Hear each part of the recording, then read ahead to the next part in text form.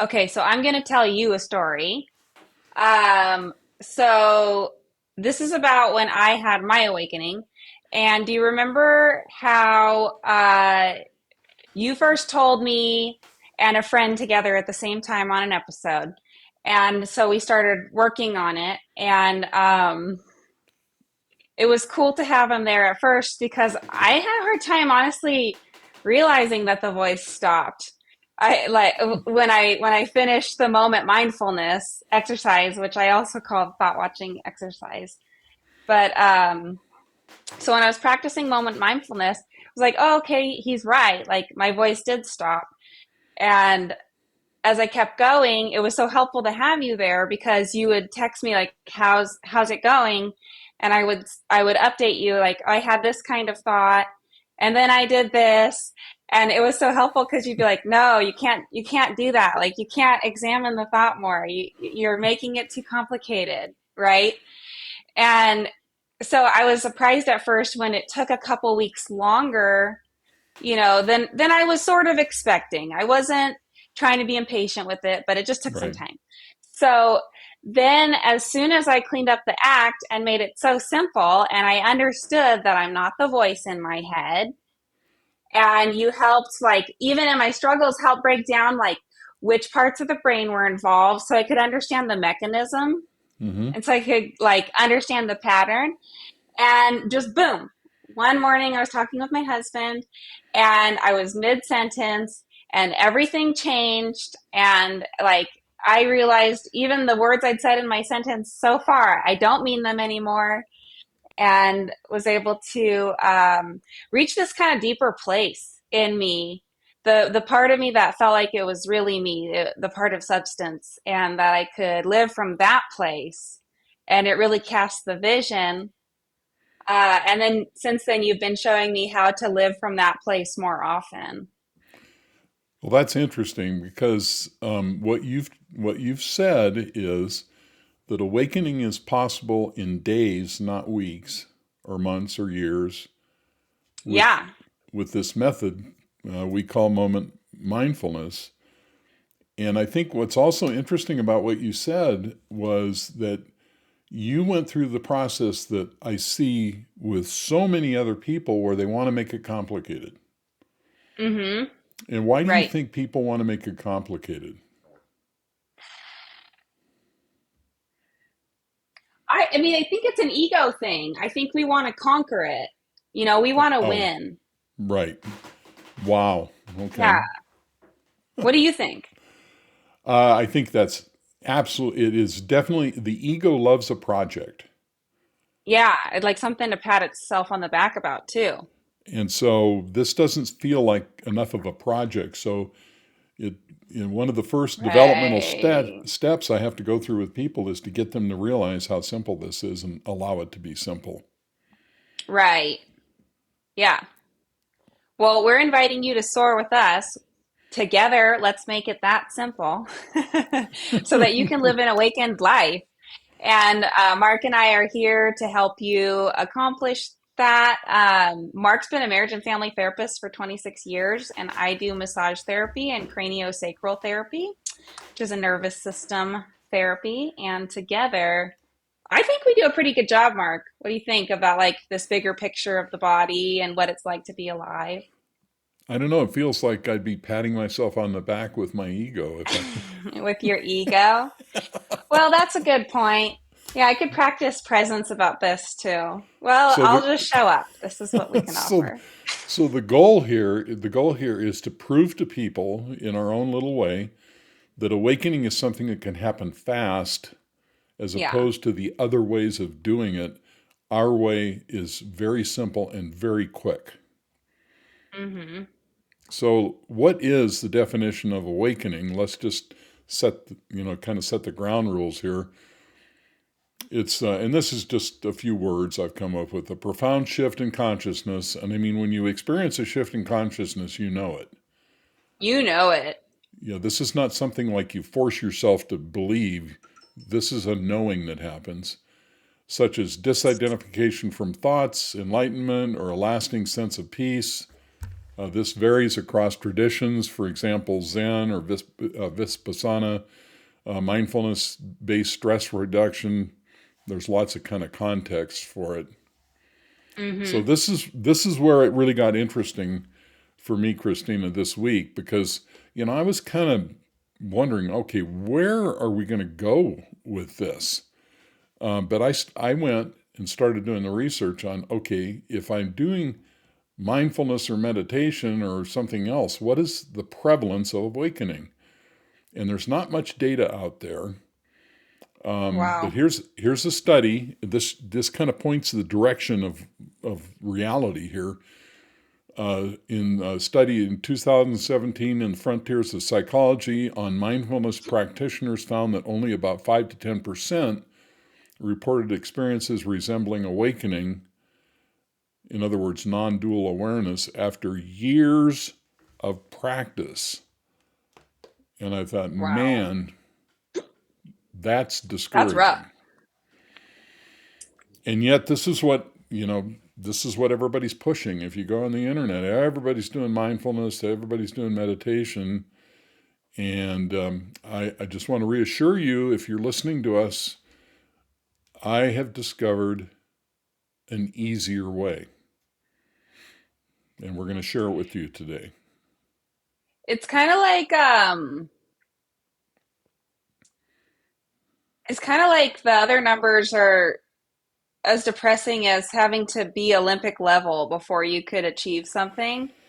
And Right. this is more like if you like, do you remember the movie Dodgeball? No, I don't. Okay. Well, the team was put together at the Average Joe's gym. And Oh, I feel like the way you're suggesting is like all you have to do is show up to the Average Joe's gym and put the work in, and you'll achieve this thing that in other people's method, you have to be better than Olympian like well, to get it. that's a very clever thing to say because in my practice, that's who I deal with is average Joe. Yeah. So Right. average Joe comes to me with a fractured relationship or crippling anxiety or whatever. And so I can't wait for them to do 5 years of, meditation. I've got to give them something that's going to make a difference. Yeah. Right. And bada bing. Here we are. So anecdotal evidence, reports from meditation communities, for example, the Insight Meditation Society, indicate that significant awakenings occur in less than 5% of long term meditators. And listen to this, who meditate for over 5 years, 1 to 2 hours daily. Wow. Holy. Talk about talk about Olympian too. Wow. And see, I had never considered this aspect of it. I had never looked Yeah. at it. I thought, okay, I'm competing with all these super duper meditators and stuff, but 5% with 5 plus years of effort. Oh my God. Wow. So even if you did both of those things, there's still less than a 20% chance that you would have an awakening. Right. So then I started to think, okay, how can we increase the odds? Well, here's a way. Yeah. And one way people are trying to increase the odds, and there's a lot of research being done now Yeah. into mushrooms, psilocybin. Yeah. And Little so friends. the most famous experiments have been done at Johns Hopkins University. My monitor's going to shut off here. Okay. So in the study they did, they gave people psilocybin, and 60% experienced a complete mystical trip. Mm-hmm. Mm-hmm. 33% rated it as the single most spiritually significant experience they'd ever had. Wow. However, only about 10 to 20% described awakening. Mm-hmm. Wow. So you're still less than 40%, even with all the best odds. Yeah, Oh, that's cool though, about the most spiritually significant of their lives. Like, Those moments are so And fill we'll my see cup. why. We'll see why in just a second. They Mm-hmm. also did studies on tobacco addiction. In 2017, 15 participants found that 2 to 3 moderate doses of psilocybin combined with cognitive behavioral therapy led to 80% abstinence rate at 6 months, with many maintaining cessation for at least 16 months. So That's pretty cool. That's really maybe crazy because nicotine's so addictive. it's tough. So addictive. That's amazing. Mental health issues. The use of psychedelics have shown dramatic positive impact. And this is so sad because this information was really available about 20 or 30 years ago. And then the government freaked out and made them all illegal and stopped all the Yeah, research. right. And, it was just really tragic because, what they were finding, even way back then at the time, a single dose of ecstasy, for instance, would cure PTSD. Um, Right. you know, Totally. so, We should and make now, a new "This Is Your Brain on Drugs" campaign. well, there's a lot of movement now in the use of psychedelics Showing the and better brain. therapy. Yeah. Yeah. Well, and that's like what's so cool about it too. I just love the idea of medicating and using therapy at Hmm. the same time, like, behavioral therapy or whatever, to just help push the needle a little bit faster. Right. These have real consequences in a good way. And so if it's Yeah. safe for you to use it, good. So Like, so yeah. what I found is that moment mindfulness takes care of all this stuff. But Right. if you've really got resistant depression or OCD, something like that, that therapy just is not going to touch, I think psychedelics are a perfectly reasonable option. Mm-hmm. Yeah. But, And body work too, just to throw it out there, like oh, craniosacral therapy or myofascial release mm-hmm. or like somatic emotional exercises and stuff like that. But I agree with what you're saying. Like it's much more passive with psilocybin. And there's also studies that indicate it creates increased cognitive flexibility and spiritual well-being. However, there are people that don't tolerate it well, and there are some side effects. So Mm-hmm. it's something that you Right. have to be very careful with. Yeah. Want to have your own back. Now, here's where it gets kind of interesting because those who use uh, mushrooms on a recreational basis, 50 to 60% report mental health improvements. Only a fraction meant, but only a fraction mentioned awakened light states. Now, there's a reason Mm-hmm. why, and the reason is that Johns Hopkins has discovered that if you put a person in a context with a therapist in a setting and the appropriate music, they have a completely different experience than if you're just going to a party and using it recreationally. Yeah. So you're saying like the music creates the setting and that creates the tone for the user. Well, it's a little bit more than that because they also come in and they help you understand what the expectations are for it. Right. Right, right. It's just a So you, guided experience. it's a exactly it's a guided experience, right? As opposed I to an unguided experience. I want to know what it would be like if you had to do like yoga and a meditation and journaling or something like that with moment mindfulness in like a thing. I want to know how that night would go, what that brain would do. It'd be interesting for sure. Well, back in the Yeah. early days, um, in Silicon Valley, Hmm. these programmers and coders and innovators would get together for the weekend and they would take LSD and they would all focus on a particular problem. And the objective was how many creative Interesting. things could they come up with to solve this problem. And my understanding was that those sessions were very interesting and they came up sometimes with some very innovative approaches and ideas. Huh. That Yeah. is interesting. So now, Yeah. Cool. so let's tie this together now. What do these approaches and outcomes have in common? Well, they all quiet the ego mind called the default mode network. Mm-hmm. So if you're Yeah. experiencing some of this information for the first time, what we call the ego, not what Freud called the ego, but what commonly known as the ego, pride, arrogance, internal self-talk, all that stuff comes from a network in the brain. Self-preservation. Mm-hmm. Self-preservation comes from a network in the brain called the default mode network.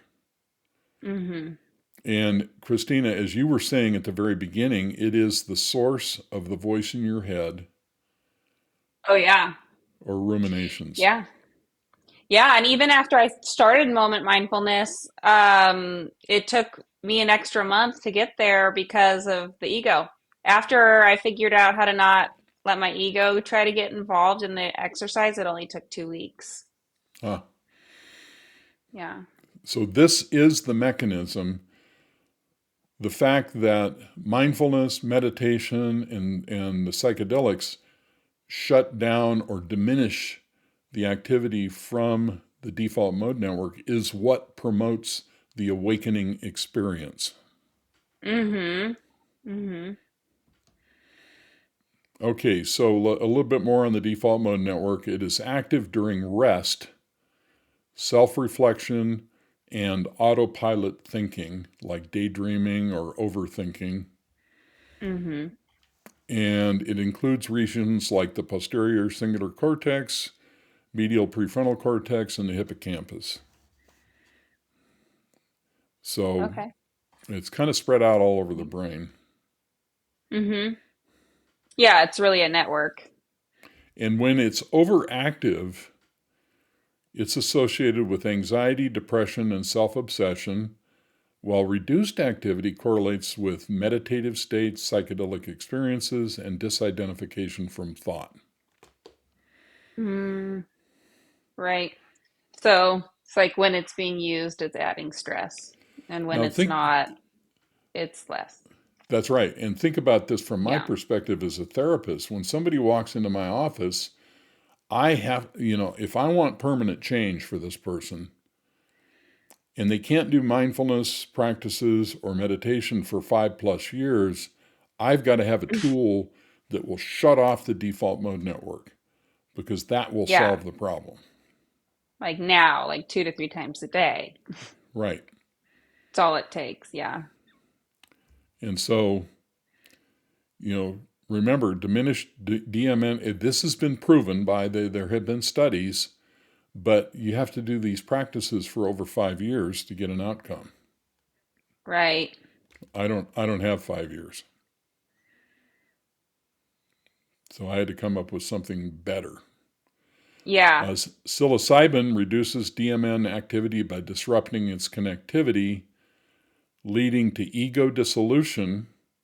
This is why some people experience awakening, a Mm-hmm. state where the sense of self fades, often described as awakening like. This is mediated by serotonin 2A receptor activation. If you want to understand more about this, there are tons of YouTube videos that talk about how this works. Mm. Or you That's so can just neat. find a friend who does it and knows how it works. Who can take a walk in the forest with you and show you where they grow? So I'm not advocating that. Check out your friend. Yeah, I've never done that. I shouldn't speak like I know. Okay, so let's talk Okay, this about is where the action is. this is where the action is. Woo! What is moment mindfulness? So let's demonstrate this. As you're listening to me, just wait for the next thought to appear in your mind. And when you become aware that you're thinking, the moment of awareness, you'll notice that the voice in your head stops. Okay, why does the voice in your head stop when you focus on it? The voice in your head stops because the silence is the default mode network shutting down. Mm-hmm. Right. Now, it's not actually shutting down, but it's gigantically diminishing. It's resting. And so the idea here is you can't pay attention and talk in your head at the same time. Mm-hmm. So the context here is you are intentionally doing an exercise. We call it moment mindfulness. Just takes a moment. You just notice the voice in your head, and the instant you notice it, it goes away. Mm-hmm. Why is that? It's because when you pay attention, the default mode network dramatically diminishes and the voice fades away. Yeah. In a practical sense, it shuts off. Right, in a practical sense. Yeah. Yeah. Absolutely. And so what you're doing is you're training yourself to be the observer in, Mm-hmm. instead of the thinker. Mm-hmm. Mm-hmm. And I will attach a video to the end of this that goes into this in much more detail, what happens when you do this exercise. But basically, this leads to disidentification from thought. Um, I think too, though, you have to have it rooted and grounded, like in your belief system that you're not the voice in your head. Because that was part of my issue, I think. Uh huh. I wonder if, do you think if someone didn't consciously really grapple that fact, like grab that fact, and kept doing the exercise, do you think that would make it harder for them to have the awakening, even if I they're just absolutely noticing their agree thoughts? 100% with what you're saying. Okay.